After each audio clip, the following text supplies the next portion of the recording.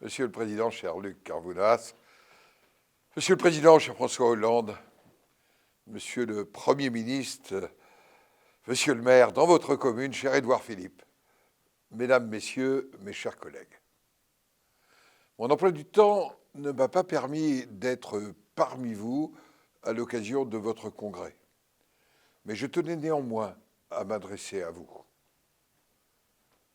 Votre thème de cette année, c'est les maires et leur CCAS face aux crises. Les crises se succèdent. Le risque est permanent. Comment y faire face? Comment protéger les plus fragiles? Comment protéger les plus démunis? Comment lutter contre la pauvreté? Cette lutte contre la pauvreté, cette lutte contre la reproduction des inégalités suppose une stratégie nationale. Elle suppose des moyens. Elle suppose un partenariat de tous les acteurs, ceux de l'éducation bien sûr, ceux de l'action sociale, ceux de l'emploi.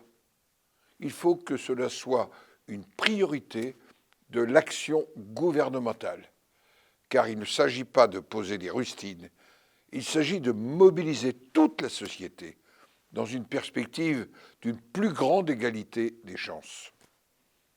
Je sais que vous allez en débattre ce matin. Puis vous aborderez à partir de cet après-midi le thème des crises. Le premier échelon de la solidarité, c'est d'abord la commune. Le maire est responsable de la sécurité et de la sûreté de ses concitoyens. Cette responsabilité s'exerce, bien sûr, en lien avec le préfet et les services de l'État. La crise sanitaire du Covid a d'ailleurs illustré la complémentarité indispensable des rôles.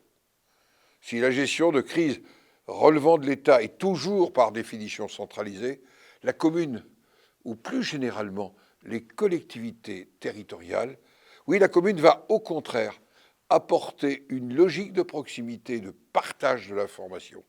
La commune va favoriser un effort collectif dans un esprit de résilience face à la crise, dans une logique centrée sur l'organisation de la solidarité, ou plutôt des solidarités.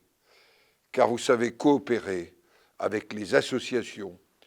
Vous savez, par exemple, recenser les seniors dans la perspective des canicules. Vous connaissez les familles vulnérables. Vous connaissez les personnes sans abri. C'est cette connaissance du territoire qui va pouvoir nourrir dans la proximité votre réactivité. Vous trouverez les solutions de logement, les aides ponctuelles indispensables, et surtout, vous saurez accompagner au plus près les personnes qui en ont le plus besoin. Car non seulement vous les connaissez, mais quelque part vous avez une relation de confiance. Confiance, ce maître mot. Confiance qui est le fruit de la fraternité et de la solidarité, une valeur qui existe dans nos communes et nos CCAS. Je n'oppose pas les deux logiques, celle de l'État, celle de la commune. Comme je vous l'ai dit, je les crois nécessaires toutes les deux, je les crois complémentaires. Une crise bien gérée est une crise qui sait réunir le maire et le préfet, sans oublier les grandes associations. Vous êtes donc, mes chers collègues, en première ligne pour faire face à ces situations de crise, apporter des réponses, innover, oui, innover, puisque par définition, chaque crise est nouvelle, chaque crise est inattendue. Une crise sanitaire, une crue, un incendie, une catastrophe industrielle, une catastrophe écologique, un attentat, malheureusement parfois. Je peux simplement conclure en soulignant que par définition, le Sénat, qui vous représente, contribue à vous donner les moyens de remplir vos missions, y compris en temps de crise. Nous sommes à vos côtés. Je vous souhaite un excellent congrès de travail, mais aussi un moment de détente au Havre.